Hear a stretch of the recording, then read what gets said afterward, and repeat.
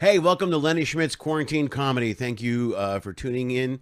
Thank you for being here. This is the show where we talk to live performers, singers, writers. That wouldn't be really a live performer, but singers, actors, dancers, musicians, and a lot of comics, comedians. We talk to them about their careers, what they did before COVID, how they're adjusting to COVID, what they're going to do moving forward.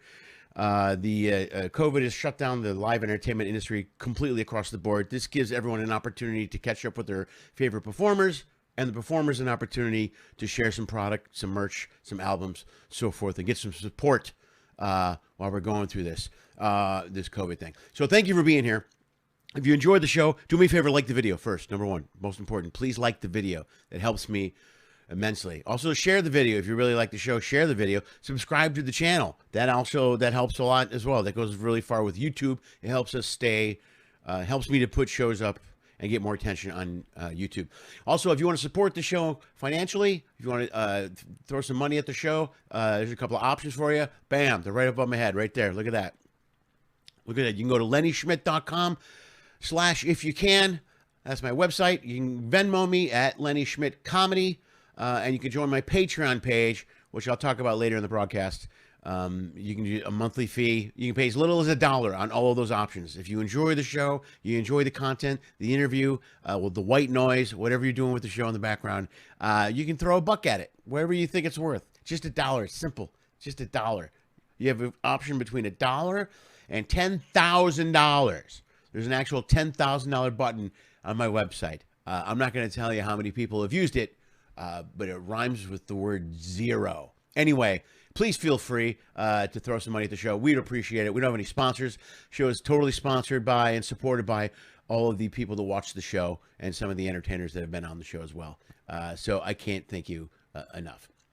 So sit back, enjoy the show, enjoy today's episode, and we're going to start it right now. This is taped, but it won't be taped in a second. This is going to be live. Here we go. Enjoy the show. Thanks for being here. Take care.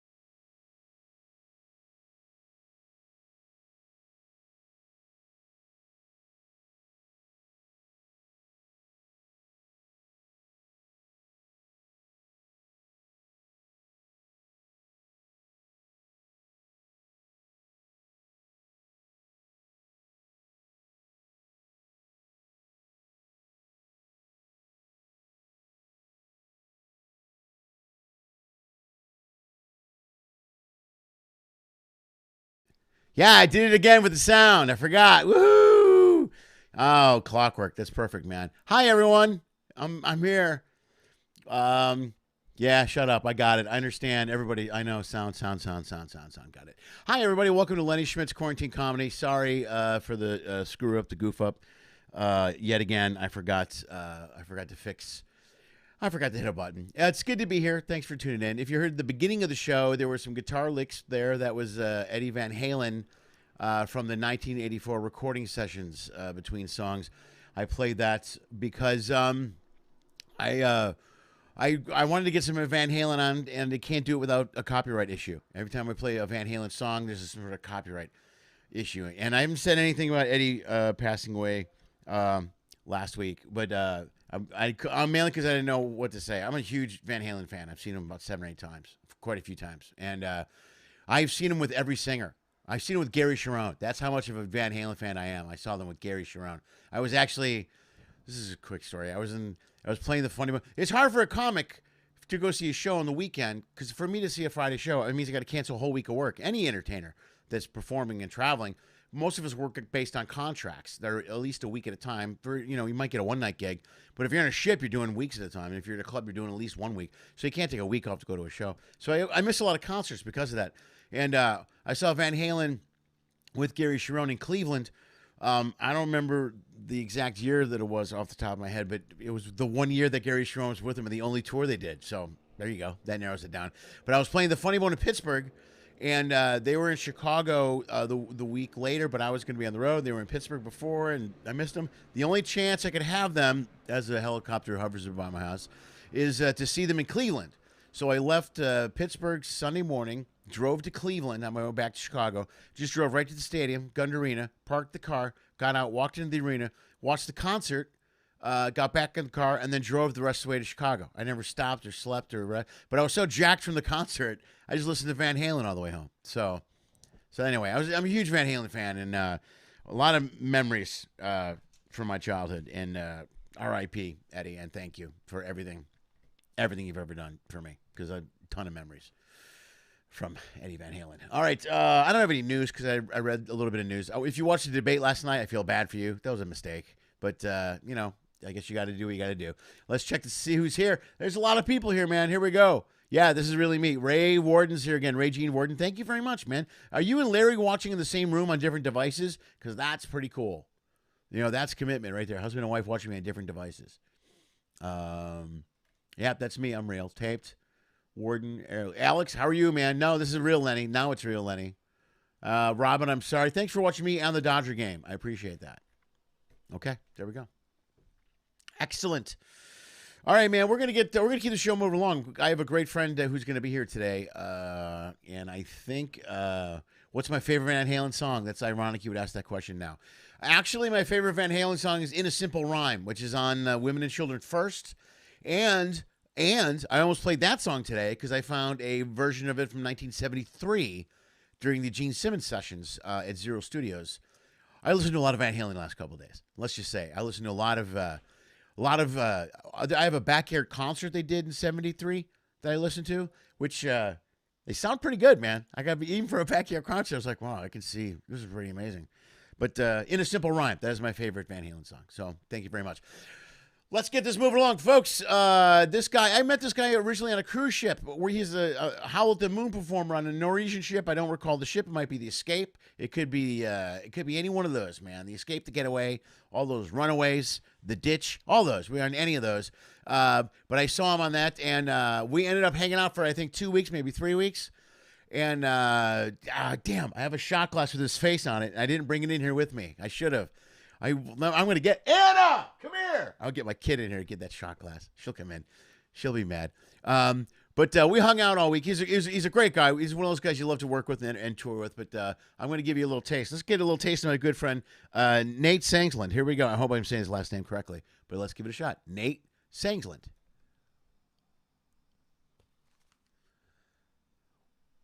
Only the good die young. That's what I said. Only the good die young. Only the good die young. You might heard I run with the dangerous crowd. We ain't too pretty, we ain't too proud. We might be laughing a bit too loud. That never hurts no one. So come on with Virginia, show me a sign. I send up a signal, I'll throw you a line. I sing glass curtain, you're hiding behind. Never let see in the sun. Here we go. I said, only the good die young. Yeah, that's my friend right there, the one and only. Give it up for Nate Sangsland. Here he comes. Bam! There he is, live in person on my monitor. What's up, Lenny? What's up? I tried to find a video of you from when you were 9, and I couldn't find one when you were 9, so I settled for one 10 years ago. I think that's 10 years ago. Yeah, you found, I was like, who is that babyface guy? Anytime I find something like that, I'm like, oh, I'm playing that one for sure. That's definitely going on. Yeah, that's awesome, man. I was like, are we doing this right now? Yeah. That's good. How are you, my friend? Oh, dude. First of all, thanks for having me out on your show. This is really cool. Dude, I'm glad you're here. I was excited when I got the message from you that you want me to come out and do it. I was like, I was glad to reach out with you. And I'm more impressed that you still have a shot glass. I just drank out of it the other day. I was thinking about it. I went in there to get it and I forgot it. It's me, you, and Orly, right? I think that's the three of us that are. Or Vinny? Probably Cozumel. I know exactly what it was. I want to say it was Chapacante over in. Costa Maya. Costa Maya. Yeah. We spent a whole day at the beach there. Yeah, I'm pretty sure that was it. And we bought all kinds of stupid crap. We bought hats. We did it. We really touristed it up that day. I bought those crappy cigars. We did. Yeah, we covered it up. We covered that day well. We covered well. I think we took care of at least one bottle of tequila. Yeah, maybe 3. It was a big table. 3. There were a lot of other people there. It wasn't just the 4 of us. Because then that guy came out. No, Steve, who owns the place, right? Is it Steve that owns the place, or did? Steve owns it. Came out, took care of us. He's a great guy. And, he's a great place. Yeah, that's great. That's great. I'm glad you had those shot glasses. That's awesome. Yeah, I'll get it. Louie! Stupid kids aren't listening. The kids aren't listening. They don't listen to me when I go Mom, live. meatloaf. Yeah. They ignore me. They don't care. They only come in when they need something. Those little kids. So that's cool, man. That video that you showed, that's from my days when I was doing a solo on Majesty of the Seas from Royal. Right. And actually, that's where my wife was working in that piano bar. She's from Lima, Peru, and she was bartending there. No way! That's right. You met her on a ship. Met her on a ship, and that was the Love Boat right there. So that was, dude. Sweet. That's great. That's dynamite. I want to hear a lot of stories of people getting married on a ship and then it working out in the long run. Yeah, you guys have been together a long time. We just had our 9th anniversary. So. Yeah, happy anniversary. That's great, man. And you had you just had a guest on your show. I was looking back, Vasquez. Patty. And yeah, we saw her on one of our first dates off the ship in Chicago. Oh, get out of here! At Zany's 2. Yeah, of course, yeah. And then on the night that I proposed to Geraldine, she was playing in Indianapolis, and I was home spending time with my family at Crackers. And so after I proposed, we went and saw Patty, and then we had a picture with her after the show. Oh, get out of here! I got to tell her that she loves that stuff. Yeah, she's sweet. Yeah. She's one of the sweetest, nicest people I've ever met, Patty. She's pretty amazing. She's running for office now in Illinois. I didn't really. Okay, that's awesome. Yeah, she's running for representative or something. I had on. We were talking about her election last time she was here. She's really involved. I don't know. She's one of those people that doesn't sleep. She used to do overnight radio, and I would go do her radio show late, and she would say, "Well, I got to go home now and take care of the kids, and then I got to go to a meeting, and then I got to go to Springfield." I mean, she's one of those crazy go-getter people, and I'm like, I'm gonna go take I got to go take a nap. I could just listen to you make me exhausted. That's nap awesome. time. Yeah. Let's go get that tequila shot. And dude, small. Yeah, that'll put me to sleep. That'll put me right out. Dude, you haven't now. You also because you haven't been on a ship in a long time, right? Well, I did. The last one I did for a week out of New Orleans because I jumped right when I met you. I was kind of jumping off. I was actually jumping ship. Right. And I got into aviation a little bit and was flying some planes. Yeah, did you get a license? Get your license? You did, right? Mm-hmm. And then that took me to New Orleans, and then I ended up working quite a bit out of New Orleans. So I was doing pretty much Sunday through Wednesday on Bourbon Street. Okay. And then doing clubs and events and stuff like that on the weekend. So I was staying pretty busy. And then up till this last Mardi Gras, which turned out being the super spreader. That's great. Were you there? Were you there Yeah, for we that? were playing for Mardi Gras, and I was like, this can't be good. Oh, that's good. That's great. Yeah, man. But so everybody sing along. Just mist of COVID flying through the air. Holy the good sing along. Let's all wrap our arms around each other and sway. Let's die together. So what I'm saying is that we're probably responsible for the entire epidemic, is what I'm trying to say. Thank you very much. Well, thanks for dragging it out an extra 2 or 3 months. I appreciate that. There's nothing I enjoy more than driving. Us and the song Piano Man. We got everyone to sway and hug. That's good. Perfect. Thanks. You're the sole reason I'm driving Uber Eats still. Okay, good. That works. That's exactly right.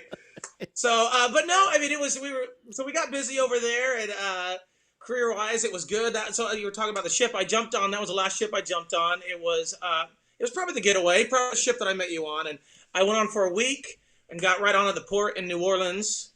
And it went down to Costa Maya, Cozumel, and did the week and did 1 week, jumped on, jumped off. And it was so much fun. It was great. And got to hang out with the comedians again. And you guys are always the most fun to hang out with. Yeah, well, we got nothing else going on. That's all we know how to do is tell jokes and drink. Or half of them are in AA now. Yeah. When the comedians show up at the end of your show, you kind of cheer. You're like, oh, they're here, and then you kind of go, oh, they're here. Yeah. It's gonna be a long night. Oh no. Well, I got to after doing Norwegian and dealing with those Howl at the Moon gigs. After a couple of years, I start to budget my nights. Like I'm like, okay, Thursday is the night I'll go out for sure. Thursday, and then I'll check with everyone else. You guys, Thursday is when I'm going to go out. And they're like, okay, Thursday, we'll do Thursday, because you can't do every night. And I'll come down. But that was I always loved because basically, for those of you that don't know, that are watching the show on those particular ships, the Norwegian, the Getaway, and the Escape, and so forth. We're in a room, and when we're not there, the Howl at the Moon performers are in the room, and then we kind of rotate basically. So on the nights that we're off, they play, and then we come in and hang out and drink, and really that's the funnest time of the night. That room hops. That Howl at the Moon night is a blast in there, and I can hang out in there all night long. I purposely don't come till late, otherwise I'm really drunk at midnight. You know what I mean? I'm like, I'll show up at 11. Howl at the Moon's a good time, man. It has ended some careers. Yeah, it's yeah. I can see. Yeah, there's a lot of things we don't talk about, that may have happened at the Howl at the Moon. Just we play them off as rumors. Yeah, rumors. Yeah. But I think we only got to hang out a couple times, but it's always a good time, man. I know that for a while we had Frank Turner. I remember when Frank was kind of getting going, and he'd come in there and he would sing. His thing was, I think he would do "Purple Rain" by Prince. Wow. And he'd be laying across the pianos, doing it torch style, just selling it. That's great. But yeah, man. Other than that, so working on Bourbon Street, doing the thing, and got a couple really kind of like blessing kind of contracts that came through. Last year, I got called and was able to do a event at the Superdome for the BCS National Championship, which is like the college football like Super Bowl, Yeah, no, I know that. I saw that clip too. Yeah, so I got to go there and it was just one of their rooms, and the same people that were booking it were like, are you maybe interested in coming to Tampa and maybe doing something for the Super Bowl this next year? And I'm like, this is gonna be a great year. Yeah, I know. And I'm with you, dude. This is my best year on paper coming into it. You know what I mean? Around March, I was looking at my year and going, dude, this year is I am just, every year, I was so jazzed about this year. The calendar just got wiped clean from March forward. I'm like, oh my God. All right. And that's exactly what I was thinking. It's like, this is going to be a great year. And, it's you had no idea that, we can all, go back to Uber Eats. But other than that, man, just keep up and doing what we do, and finding my wife and I we're back here in Florida now because she wanted to be back closer to the beach, and so we found ourselves a kayak and taking it out on Nice. the water, and and so there's things that spend some more time with the family and going up to see my parents because they're getting older, and so I mean those are the type of things that you probably wouldn't do as much if you're working all the time, and I think that's important too, so Right. you gotta look at it from both sides. Well, you got to also make the best of the situation we're in. You know what I mean? You can sit here and mope about it and complain and bitch, but I always say, look at it's cliche, but look at the positives. I spent more time with my kids in the last 7 months than I've spent with them probably in the last 7 years. So you're like, Yeah. it's a good trade off. You know what I mean? You're like, Sure. oh, well, that's cool. So you try to focus on the good things and just jump over the bad things when they keep coming at you. It's just this year, yeah. the hurdles seem to get bigger and they keep coming. You know what I mean? It's like after a month or two, you're like, okay, I got what the is that? Bam! And there's something else throws you back, and you're just like, all right. Now it's like whatever happens, like I wouldn't be surprised if anything happened right now. I'm like, okay, of course that's gonna happen. So A good buddy of mine has he had just went into business down in Gainesville, Florida, and opened a new club and restaurant, and they're going for it, gangbusters. So we didn't say a whole lot about it, but we kind of talked, during the shutdown. He goes, "Well, I'm living like I would if I was retired," and then didn't say anything else. okay, fair enough. Yeah. I could do that. Yeah, living like I would if I was retired. So yeah, I mean, so so I guess that's a good thing, and yeah, I've been playing more guitar and then getting back to doing some other things that I wouldn't normally do. The biggest thing that I've noticed though is that I kind of have to make sure that I am staying on my instrument and staying playing, because the first couple things that opened up, I got asked to play a couple restaurants or fill in here or there. I would get up on stage and couldn't remember any of my tunes. Oh I'd be wow. like, man. I didn't even think of that. That's a You know? huge issue with comics now too. I guess every other entertainer is going through. See, that's the thing, dude. It's like it's really more of it's a muscle, dude. Even though you do it all the time, you do it all the time. So you're used to doing it. You're in the rhythm and you're in a roll. So you go 2 weeks without doing it, and you're like, oh, and it's amazing how something is gone. And you're like, how did I forget? I've been playing that song for 20 years. How did I forget Right. to do that? Yeah, that's got to throw you off. That throws everybody off. I didn't see for comics remembering jokes is a pain in the ass. But I guess for musicians, Sure. missing a chord or a change or something would be a huge pain in the ass. It's you would never think that you could forget living on a prayer. Yeah, I was gonna say. And you're like, wait a minute, there's another verse here. But anyways, we're starting to slowly. I mean, in Florida, Florida's kind of just threw caution to the wind, and Yeah, 'cause you they guys are up there with Wisconsin. You just don't care. I got friends that live over there, and they they're just like, we go. Well, he shows me pictures from a restaurant. Everybody's there, no masks, no nothing. I'm like, all right, okay. uh, it's kind of we're just. I think I explained it to someone the other day. It's kind of virus roulette. You know what I mean? Just people are just gonna go out there. Yeah, spin the wheel. Hey, I'm good. So We'll see what happens. Well, I think, but you know what? Starting to do some things. We're trying to be, as my wife is, she's crazy about it. She makes me take my hand sanitizer, and when I come in the house, she's like, she wants to burn the clothes, and oh, good for you know her. what I mean? And, yeah, like she ain't messing around. So, Dude, she's you why know. you're alive. She's why you're alive. You know what I mean? Yeah. She's a perfect yin Yeah. for your yang. If it was just up to you, dude, you'd be covered in COVID by now. You would be ground I would zero. be. Yeah, I'd just be a big petri dish. Your whole So. house would be festering. There'd be like a fog of COVID. There'd be red tape around it. You'd be on the news every night. Yeah. Trump would be in front of you. Yeah, I never knew. I'd always say, why didn't you ask me to take my clothes off more before? Come in the front door, take those off. This is the best thing's ever happened to me. Ripping your clothes out. But I can live with this other COVID than thing a that, little man, longer. I mean, yeah, life is good. I've done a couple of live stream things, which is new for me, and I'm liking the format. It was very uncomfortable at first. Right. Especially doing like because a lot of musicians, that's the first thing they did is they just start doing live streams, and it was so hard playing to a camera, and not having any response from the audience at all. Right. You know, so Yeah. But you know, I now that I do like it because now I get to, you know, check out your show and Friend's show and see what everybody's doing, which you would kind of you wouldn't be able to catch up with them as much if that, you know, if that wasn't the case. So Right. Are you getting out doing anything live there in Florida?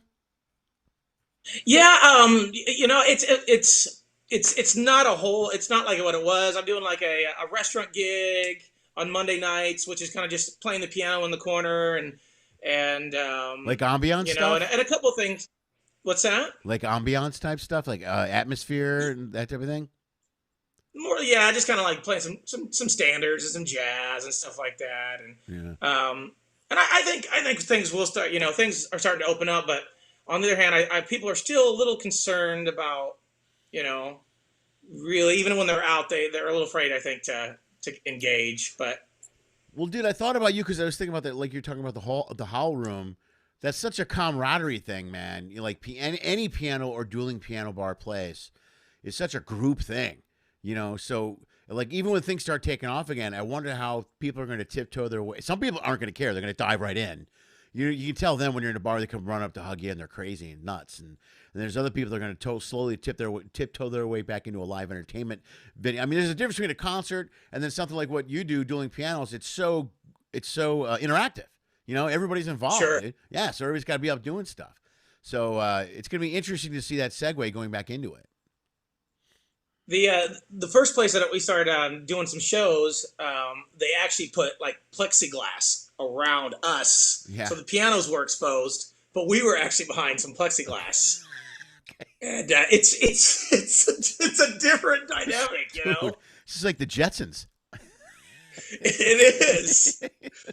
But yeah. So you're playing, but you're kind of I mean, literally, you're bubble boy. You're kind of there's a definite participant between you and the crowd. So Wow, that's going to be weird.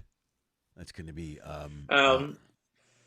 there was a but comic you know, on I the other mean, day. I guess There's a comic on What's the other that? day. Comic on here the other day did a show where he was in a plexiglass cube, and the crowd was in Really? front of him. Yeah, he was explaining it to me. I was like, "Could you hear the laugh?" She's like, "Not really," but you could see people moving. And I'm like, is this where we're going? Is this gonna be like this weird? You know, we're all gonna be pretty soon. We're all gonna have like this little 3 foot round thing around us, no matter where we go. You know what I mean? And with speakers and stuff, and you know, Sure.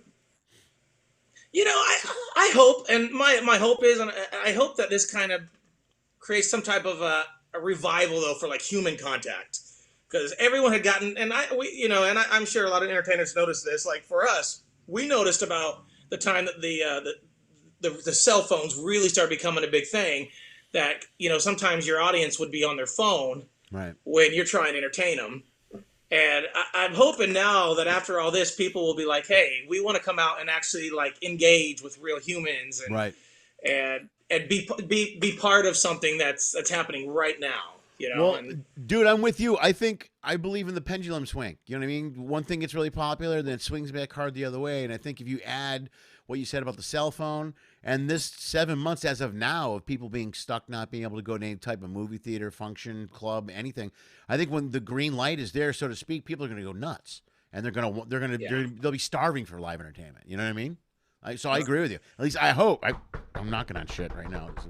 Yeah. But I think that's what's going to happen. I think a lot of people are going to just be, after being stuck for so long with nowhere to go, that they're going to want to get out and do stuff. I you know what, I think so, man. And you know, we had some downtime, so I took an online class and found out I'm not very smart, but worked on coding. And Did you really? Dude, you're so Yeah. much smarter than me. I didn't do anything. I did this. I did this during the Yeah. break. That's all. I was thinking about no, going I to started class. working on some coding, and a lot of people a lot younger than me, much more smart. Let me know that. Um, but one of the things that was interesting that I found notable is they did a survey about how people wanted to get contacted, like especially young people in their 20s, before COVID, and they said like the first one was text, and then it was Facebook, and then it was Messenger, and then it was email, and then it was a phone call was like number 5. And they said they noticed during COVID they kept doing the same survey, and they said that actual phone call has gone up now to number 2. So it's actually passing things. People are actually enjoying talking to someone, a real human. Yeah. So I think that's good. I think that's notable for what we do. I like it that it's young people too. No, it's really encouraging that it's young people as well. I agree with, like I said, I think people are going to really want to jump back into entertainment and stuff, but I could see phone call working its way up. Dude, after 7 months, there's some people that are like going out a little bit. Some people don't give a shit. They're going out doing whatever. But there's some people that are hardcore. My brother is one of those guys. Is hardcore. He hasn't left his house in like 7 months. He's like 3 times he's left his house. And when he does, he's all wrapped up. I flew for the first time these last 2 weeks. And I had certain friends were going, dude, what are you doing? What are you doing? What are you nuts? And I go, dude, I got to get out. I can't not, I'm not going to be afraid of I'll wear I wore everything. I cover the rules. Sure. But some people, I know quite a few people have been out of the house 2 or 3 times in 7 months. I'm like, oh my God, you've got to be going nuts. You got to be dying to get out of there. Do anything. Yeah. But I can understand flying still being a little uncomfortable. I had to fly one time, and it kind of felt like you're skydiving. You're like, I'm getting on this plane. I feel I never knew. I thought but it kind of feels like you're getting ready to jump out of it. It's a little risky, but on the other hand, we at some point we've got to get back out there. So and do it safely, but. Well, I think we're going to have to learn. That was like the one thing during the debate. I hate to bring up the debate, but the one thing Trump said during the debate was you have to learn to live with COVID. And on some levels, I think we're going to have to do that. I don't think they're going to. I mean, I'm no scientist or doctor. Let's start that. Sure. First of all, I played one on TV, but I am not one in real life. I don't know. I don't know if we're going to. I don't think they're going to just come up with a vaccine and go, "Hey, we're good." I think that this is something that we're going to have to be aware of forever. And part of it is like we talked about before. Part of it isn't terrible. Really, the basic rules are to clean yourself, wash yourself, sanitize. Sure. Let's be tidy. Part of the problem is that many people are slobs. Some people aren't very tidy and clean. And you see them, and maybe it's not a bad idea. Everybody should wash and sanitize their hands all the time. Mm-hmm. You're like that guy's a prime candidate. Oh yeah, he's gonna get it. Yeah, that guy, for sure. I have occasionally I have questions come in because people are watching us live. My friend Lori wants to know. I know the answer to this, but I'm going to ask you. What's the banner behind you say? That's Sangsland Entertainment. So that's just that's once we start getting transitioning from the ship and stuff. My wife started an LLC, and we start pushing more for corporate events and. Weddings and private parties and things like that. And so that's our, you can go to Sangsland Entertainment on Facebook, or you can go to pianobynate.com and see the website. And we have some promo information up there. And, it's just a way that, especially once this COVID thing's over, we want to get back to it. We showing up doing, events for, corporate events. Like I said, we got to land the BCS National Championship last year. Man. Yeah, that's very cool. Yeah, it was pretty cool to start getting out there and start booking some of these higher level like events and just at least higher exposure. So the banner's up there, and hopefully that we'll get back to that. That's the goal. We still we're still live. We haven't taken anything down, so right. Just wait until it's. Wait until we get the green light to start moving forward. Right. Well, yeah, good. Keep it on. Well, you have a promo video, don't you, on YouTube for the entertainment? Yeah, man. Yeah. Hang on. I got it here. Hold on. I'm looking for it. Oh, you did some homework. Dude, I don't mess around, man. I got all kinds of stuff. I got your 3rd grade teacher on here, too. Hold on. Let's see if I can do this without screwing it up. Oh, no, that's not going to work. Right, hold on. I did this right yesterday. This is, let's do this. Bam. Pretty sure. Can you still hear me? Yeah. Perfect. Bam. No. Yeah. Okay. Okay. There we go. Oh, entertainment, music, and comedy. Headliners Dueling Piano Show for weddings.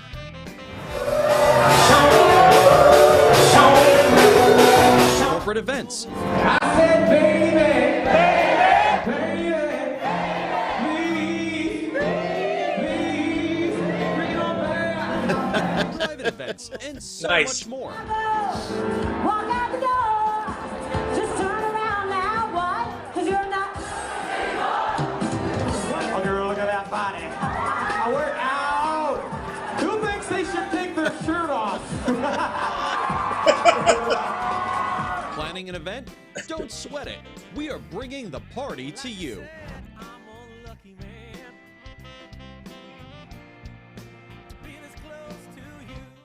Yeah, there we go, man. That's Sangsland Entertainment, the little promo video. Nice work, man. I love the I appreciate. I love the girl in the chair sitting there surrounded by the guys. That's my favorite. Whoa! Everybody stop. Okay, hang on, chaos. Sorry. I got it in, but I didn't say I'm perfect at it. There we go. Bam. Bam. I love the girl in the chair surrounded by other people constantly singing. Yeah, See, sure. Oh, that's sweet, man. That's awesome. Yeah, dude. Well, I awesome, man. appreciate you showing it. Of course, anytime, man. You guys, I mean, as much stuff as. Also, afterwards in the bio, I put all your URLs and web addresses and all that stuff, man. I'll make sure all the links are in there, so then go check that stuff out. If anybody's in your area, anybody's anywhere, and they're looking for live entertainment, especially Dueling Pianos, man, you're one of the best. You're great to watch. So, dude, I think about you every time I hear that song. There was a lot of songs I think about you. Wait, I have another question for you, too, in a minute. Alice, what's the song? Who's Alice, or what's the name of that song? Oh my goodness, Dude, That's every a, time I hear that yeah, song, I think of you. That's a cruise ship special right there. Dude, yeah, it is. Dude, I love that song. I scream that song. Everybody looks at me like I'm in trouble. But I used to remember when you would play it, and I would just try to yell louder and louder to make you laugh. That's all I would try to do in the back of the room. It was the best. All right, here's a question that someone's going to ask. I knew it was going to be asked, and I'm pretty sure I mightn't even know your answer. But here we go. Rachel Zimmerman. Oh, Lori asked the other question. Lori Solanka asked the other question. Rachel wants to know, let's see, what's the most requested song you get? What's your favorite song? And which one are you sick of playing? Okay. Well, probably most requested. What do you think it is? First of all, It's one of two. It's Piano Man or the Neil Diamond song, the Sweet Caroline. Okay. Yeah, I think Sweet Caroline actually beats out Piano Man. Okay. Sweet Caroline number one. The one that people probably gets a little old would probably be Piano Man. But on the other hand, if it's done when in situationally where everyone's having a good time, Right. and then it's not about the song anymore. Now it's about the moment, and that never gets old.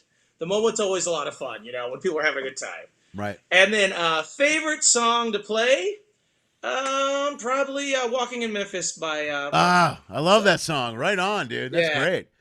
Dude, it's so cool when you say what you say about the moment. That's totally 100% correct. It's like I think about this from a live entertainer, especially for you. Like I go up and the joke I tell at night, I might tell that joke, five different shows during the week. And every time you tell a joke, you got to tell like it's the first time. It's the same thing. You got to be. The way I follow it is, I think every live show is its own thing. It's the moment, being present. It's its own leave and bring thing.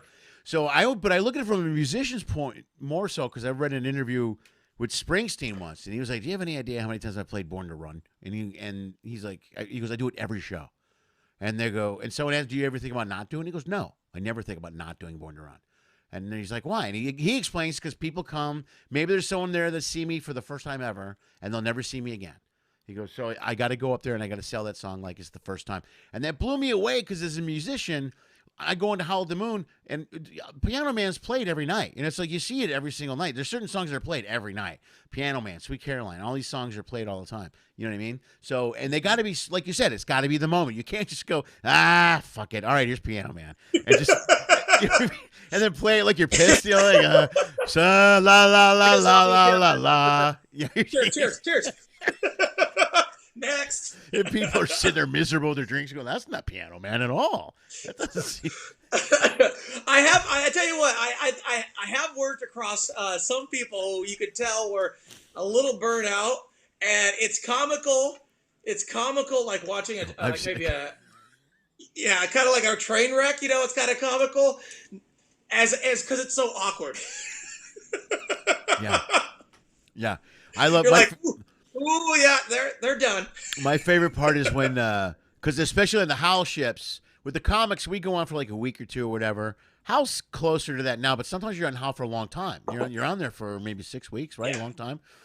So I'll always see a guy. There's one guy in particular. I'm not going to mention his name live, but he was this last week, and he was ready to go. I mean, he was ready to go.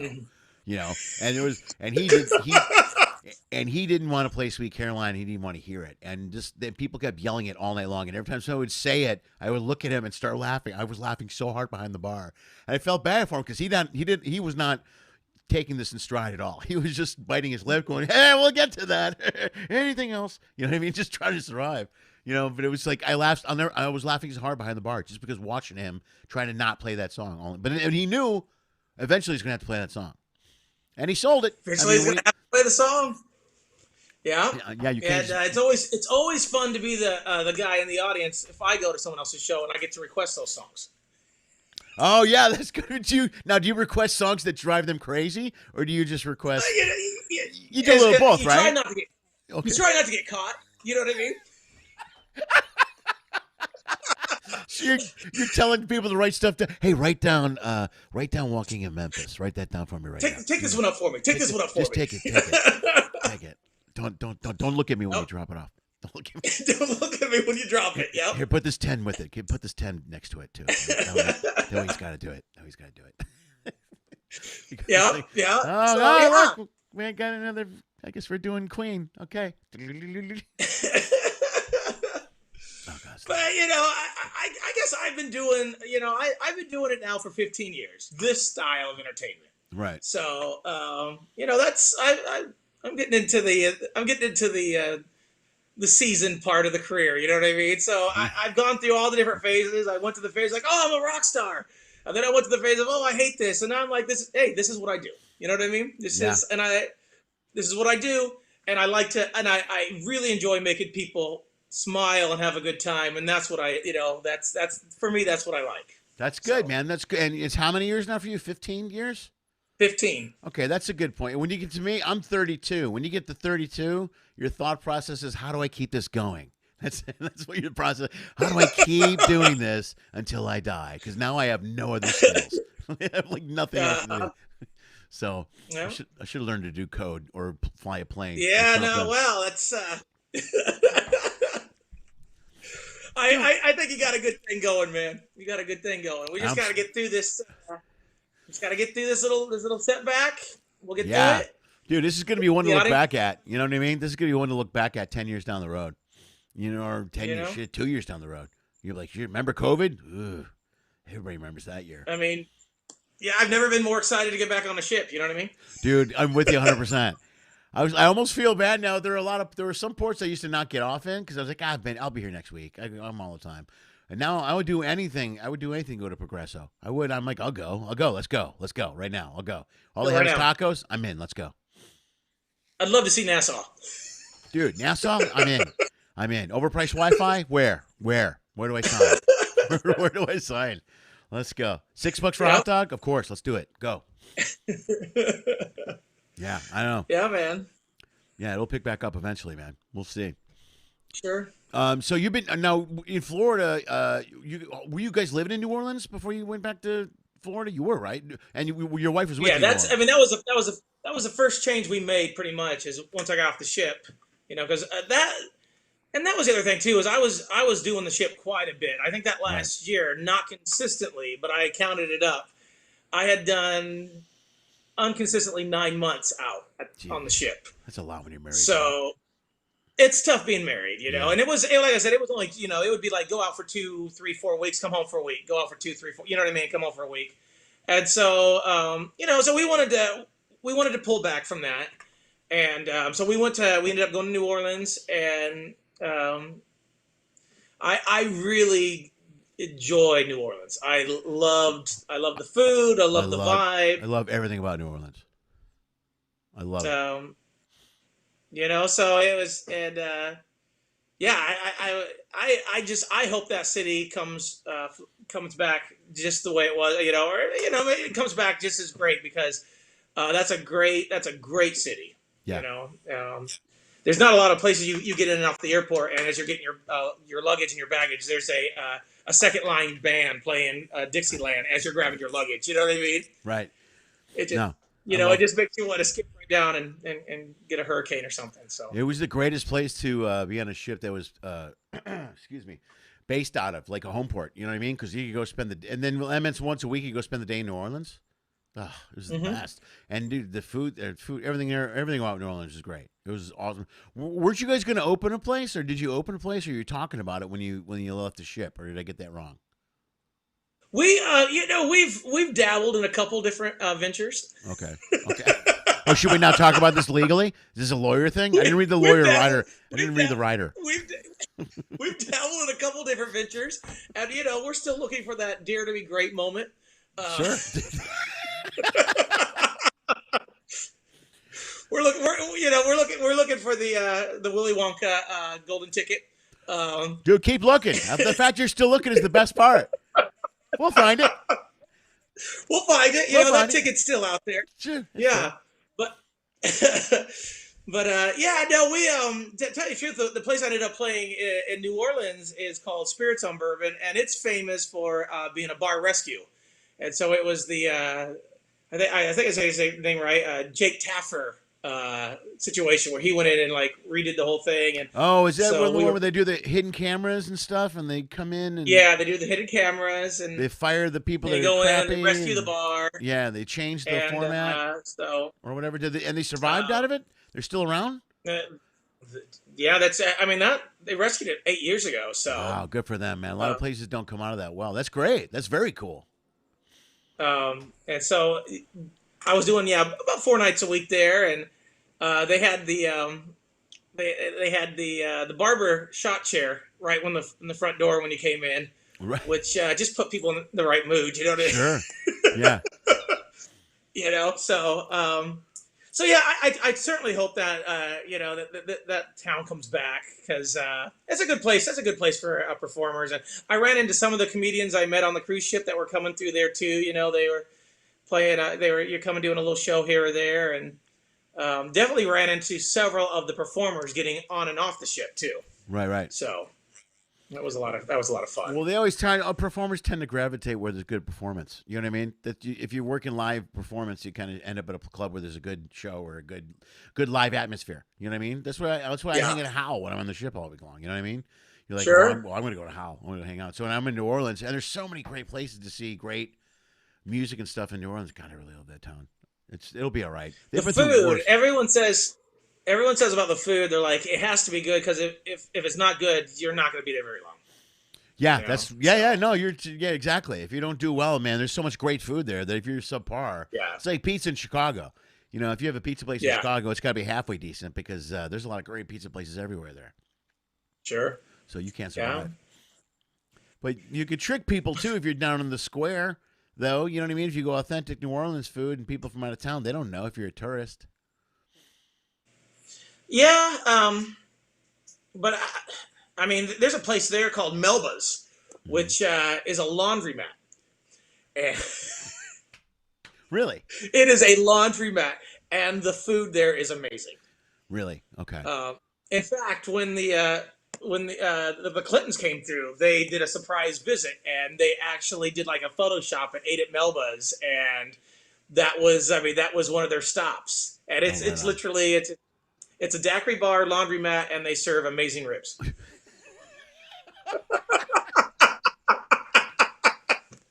Dude, only in Vegas do you hear that type of mix. It's a daiquiri bar, rib place, and you can do your laundry. Okay, I'm in. Well, because when you're eating ribs and having a daiquiri, you want to do something productive. Sure, yeah. And if you're going to be eating ribs, if you're drinking daiquiris and eating ribs, eventually you're going to get some barbecue on your shirt. You're going to have to clean it up. Then you got time to have another daiquiri. Yeah. There you go. Yeah. And they have childcare there too. So, it's the whole thing. Of course they do. There's a little like a blow up house next door, like right in the parking lot. Sure, why not? Kids can go out and play. Yeah. It's a one stop shop. So Sure, they got it all. they got it all, man. But yeah, so I'll put it this way. I found New Orleans just to be awesome. The wife loves the beach, and so and so our place here, we're not far from the beach here, so we get to enjoy that, and so it's good. And right now, this area is definitely allowing people to start doing some work, so that's good too. No, that helps. Like for clubs and stuff. You mean? Little bit. I mean, they got around it by restaurants could open, so everyone just starts serving food. Right. Yeah, they did that here too. Yeah. They also had a thing where everybody had to have there's now, because we're still not doing indoor dining yet. We're doing outdoor dining. So the deal was if everybody had a patio or whatever. Now everyone's got a patio. Everyone's got a patio. Yep. Like you go to 7-Eleven and they're setting up card tables and stuff, and you're like, you just want a hot dog. Yeah. There's guys setting stuff up, and they've closed off their parking lots. Now it's all remodeled. It's amazing. And then they made it legal to, and this isn't an issue in New Orleans, they made it illegal to buy liquor and just take and leave. You can buy a beer and walk away with a beer now. You know what I mean? Where you can never do that in California before. But yeah, that was the crazy thing, is that everyone was able to do the to-go. Liquor. You couldn't drink it there. You can go El Torito across the street. Like when I do the Uber Eats stuff at night, I deliver margaritas. I deliver pitchers of margaritas to people. I just go, when I show up, I got to see an ID, and then they got to sign for it. How stupid is that? When I said it out loud, it sounds even stupider. You know, if you think about it, like if it was ever easier for someone to buy liquor for a minor, that's got to be it. You know, if the neighbor downstairs, sure. Hey, would you mind signing for this really quick for us? Yeah. And some guy just signs for it, and you give 2 pitchers of margaritas to the 13-year-olds upstairs. It's a huge departure from like how long it's been trying to keep alcohol out of vehicles. Yeah, it's like, I know they're trying to survive. They're bending rules, but they're bending them weird. You know, like you can't really drink while you're driving, but if you're at a stop sign, it's okay. Like, wait, what? Okay. Yeah, they're selling. Here's what I'm shocked. Who's buying shots of tequila from their house when you could just go buy a bottle of tequila? You know what I mean? Like if you're I understand when you're in a restaurant, like Mexico's a different story because it's $1 shots or whatever. When you get a bottle, it's cheaper in Mexico. But when you go to, if you go out to eat, a shot of tequila is good $15 for like a shot of Patron, $12 here in LA. So why would you order 5 shots for $60? And I'm getting them in little Dixie cups covered in plastic in a thing. But people are doing it. Yes, and I'm walking up, with a bunch of limes going, how you doing? And they are so happy to see you. Oh, they're excited. They're drunk. It's like, dude, I'm so tired. I'm standing there. And I'm like, I need one person with an ID to sign for this, and then I'm out here. It's like, and that's it. That's it. There's no cops following up on that. I don't understand how, you know what I mean? They're bending rules so much. They're trying to let places stay alive. I understand what they're doing. You know what I mean? Because some of these restaurants, I don't know how they're doing it. I got a couple friends that own joints, and they're not coming back. You know what I mean? It's just too hard. So, but, and that's why when I go out to eat, usually here I go, I got another question for you. So I don't know who this is. This might be a friend of yours. It might be your wife. I don't know that. Who's, oh no, this is a friend of mine, I think. Whatever. I'm supposed to ask you about Red's Chinese. Oh my goodness, Red's Chinese. Yeah. That place is absolutely amazing. It's the Bywater. Okay.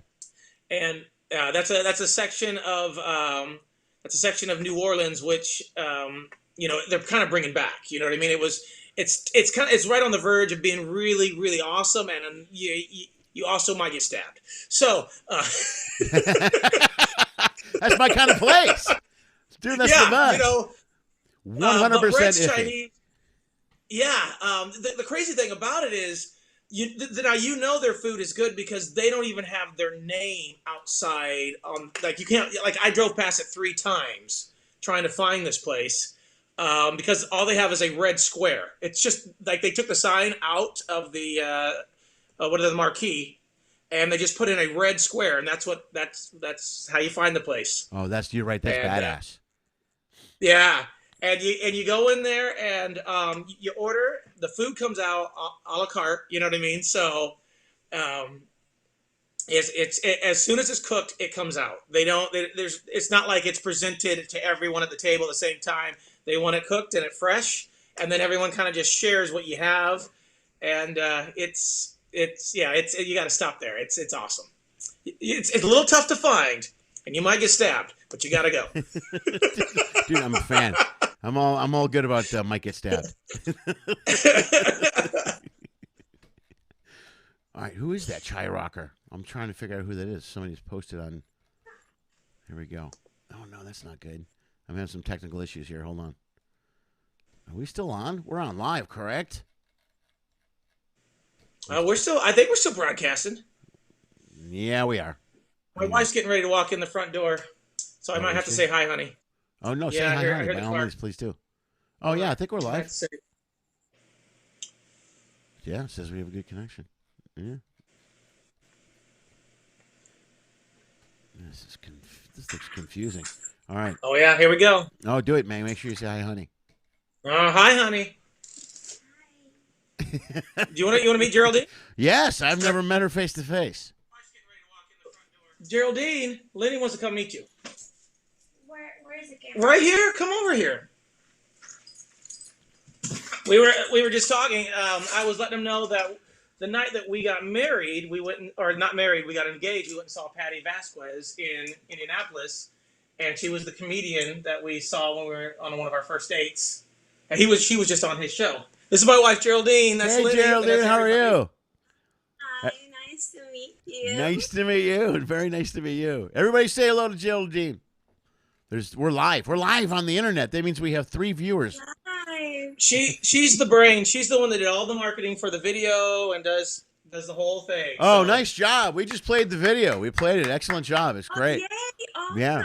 You Absolutely. Like it? Yeah, of course. It's beautiful. It's really good. It really captures the live aspect of it very, very well. It's exciting. You know what I mean? Yes. That's all I knew. Yeah, That it's was perfect. Thank you. Thank you so much. She knocked it out of the park. Yeah. But yeah, we met on the Majesty. He showed a video from the Majesty, me playing on the piano bar, and I said that's where we met. Yes. And I kept asking her out, and she kept turning me down. If you could believe that. So you wore her down, is what you're telling me. You wore her down. I just had to keep coming back up and being like, I know you lost that number. I don't want you to feel bad. I'm going to give it to you again. Dude, I love the persistence is the best. That's the coolest. Good for you, brother. It's like, I know you feel awful. You lost that number. Let me give it to you again. Oh, that's genius. Look at 9 years later. Look what you got on it. Perfect. Well played. Yeah. Well played, Nathan. Well played. And you did it in a cool way, not like a creepy stalkerish way. You know what I mean? You did kind of like a cool romantic. Hey. Yeah.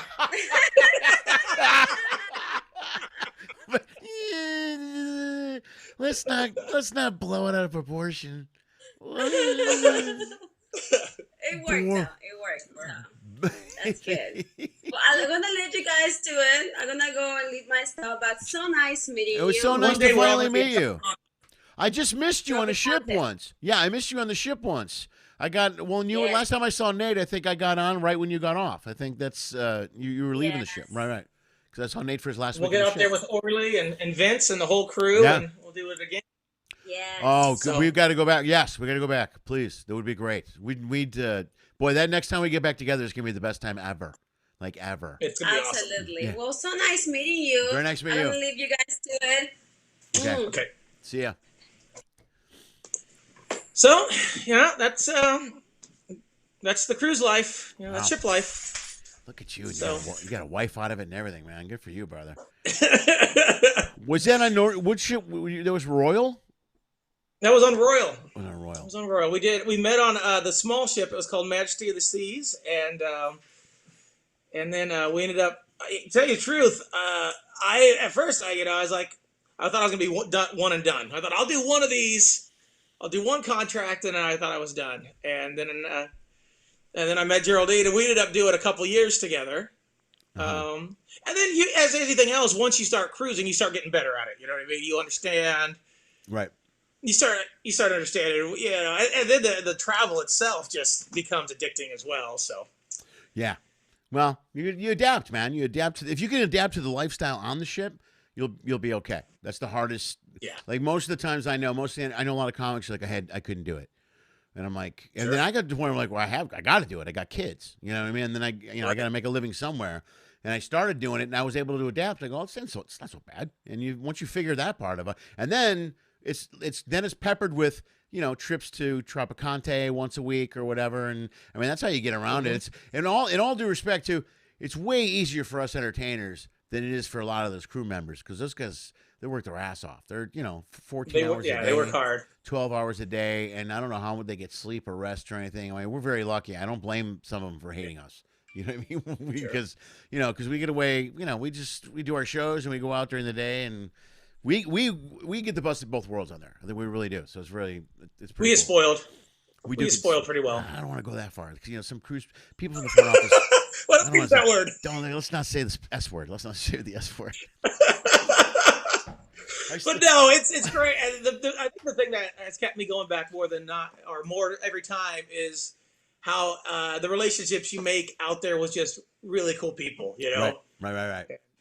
Yeah, You well, know? guys like Like you. you asked me to do the show. So. No, this is a perfect example, man. I've been doing the show 7 months or 6 months, and most of the people I have on here are people I know really well. The first ones I asked are the people I know really well. So, you know, and it's cool. It's funny because you get, you know, the only thing that sucks, you get tied with someone that you don't want to hang with. Although I'm lucky because I can get along with anyone, so I'm usually in pretty good shape. But every once in a while, there's like one person, and for me, 1 week at a time is one thing. But I imagine it'd be difficult if you were on a ship for 6 weeks, especially Howl, because you work with two other performers. You guys rotate, so you're always working with that other person. Like I go do my show alone. So you've got to adapt, Sure. and you have certain songs, you play the crowd songs, you do songs that you do well, that you know well, and then you work with the other musicians. So you guys got to, one of the things that blows me away the most about Howl guys, all you guys, you got to learn to adapt to the other performers that are on that stage with you quickly and be able to do it during a whole contract, and then adapt to new ones. And as time goes by, you get better at it, because then you're like, when someone shows up, you're like, oh, Rhonda's here. Oh, I know how to work with Rhonda. That's great. We'll have a great 2 weeks. Yeah. Then you're like, oh, good, we can do this, this, and this, and this. So, but when you work with people for the first time, that's got to be the hardest thing. It's got to be difficult. You know, it's a bit of a challenge. I'm not saying it's hard, but it's got to be a challenge. And that to me is true talent, to be able to adapt live on the fly like that. And to make a good show, that's what always impressed me the most. When I would see someone new get on on the ship, it's my first contract ever, and I'm like, I got to go watch this show, because you have no idea what's going to happen, you know. But you guys are so good at just adapting. It's amazing. It's impressive to watch. That's a really cool observation, because I mean that's the I guess the most interesting thing is, after you've worked with someone for so while, both during the show and then off the show. You know, in your downtime, you kind of know what makes them tick.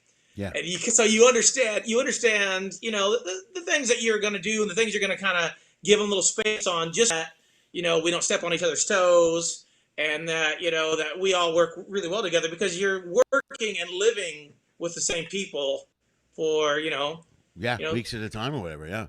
Weeks at a time. And so, you know, you want to make sure that you're not doing anything both on stage and then off stage that's going to create any type of, awkward moments, because that all plays out in the show too, you know. Sure. And, so with new people, that's the first thing you try to figure out is, well, what are they into, and what are the things that I probably need to give them a little space on. Some people right out of the gate, you could tell they want to hang out and be social, and some people you could tell they're a little more standoffish, but it's all cool. You just got to read people. That's the talent. That's the attribute of a good live performer, is reading people, reading the room, reading the people around you, and adapting to what's going on. Sure. Nice. Impressive. Nate, we got to go, man. It's 7:04. I had no idea this flew by so quick. Before we get out of here, is there anything else you want to plug? I'm going to plug your website. I'm going to plug the tags to Sangsland Entertainment and all that stuff in your bio or in the description of the video. What else you got? That's perfect. Yeah. I'd love if you tag that, and we a couple people that follow the page on Facebook or reach out to us. That would be absolutely awesome. Dude, everybody go on there. Everybody guys watching right now and people watching later, make sure you go on. Go to Sangsland Entertainment. The info will be in the description of the video. Catch some of his clips. Give it up for my friend one more time, Nate. Everybody, let's go. Round of applause for my good friend Nate. Dude, thanks for being here, buddy. You're the bomb. Thanks. Nice to meet Geraldine. Lenny, thanks, man. Love you, buddy. All right, buddy. I love you. See ya.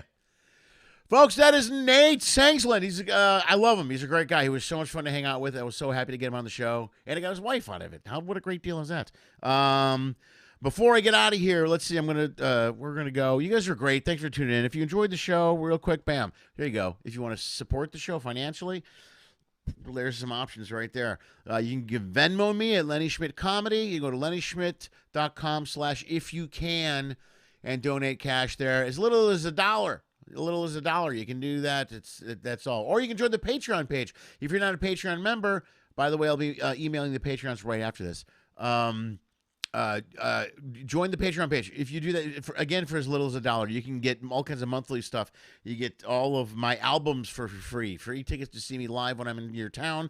You get check-ins with me throughout the week. You get a writer's session. If for the higher tier members, you get to sit down with me on a writer's session. We talk about material for yourself and maybe myself. You get all kinds of content. I did 80 hours of online content. Much of it is online. Some of it is not, but you have access to all of it as a Patreon member. There you go. Thank you guys very much. I also, before I go, I wanted to, what am I doing here? Hold on. Let's see if I can do this right. I'm not going to do it right. Yeah, I'm not going to do it right.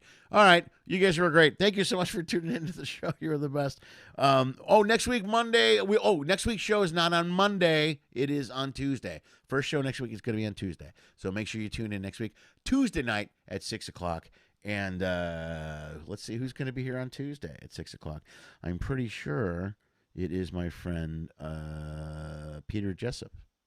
I think the one and only voice actor, the voice of Batman, Peter Jessup, is here. Yes, on the 27th.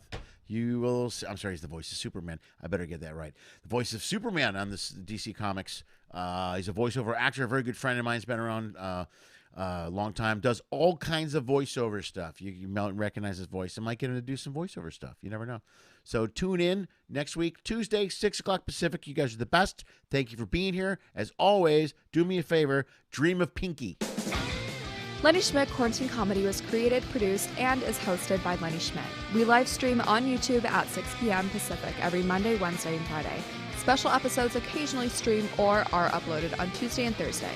Every episode is also launched as a podcast and can be heard on iTunes, Spotify, and iHeartRadio. If you enjoyed the show, please like the video. If you really like it, share the video. If you really, really like it, please subscribe to the Lenny Schmidt Comedy channel on YouTube. You'll get updates on this and numerous other online comedy content that my dad produces. Check the info section below for detailed information on all of our guests. If you are a fan, you can follow and support them as well. Go to their page, like their content, buy their albums, purchase a shirt, any merch they may be selling. Anything you do will support performers will literally help save the arts. In fact, if you want to support this show financially, just go to lennyschmidt.com/ifyoucan or Venmo at Lenny Schmidt Comedy. If you donate as little as $1 or as much as $10,000, it will help pay for the stuff my dad keeps breaking. If you can't pay for the comedy content, that's okay. COVID sucks for all of us. Enjoy the free show. If you want to find a way to support what we do, just subscribe to Lenny Schmidt Comedy channel on YouTube. That really helps a lot. Thank you for listening to my dad's show, and as always, dream of Pinky.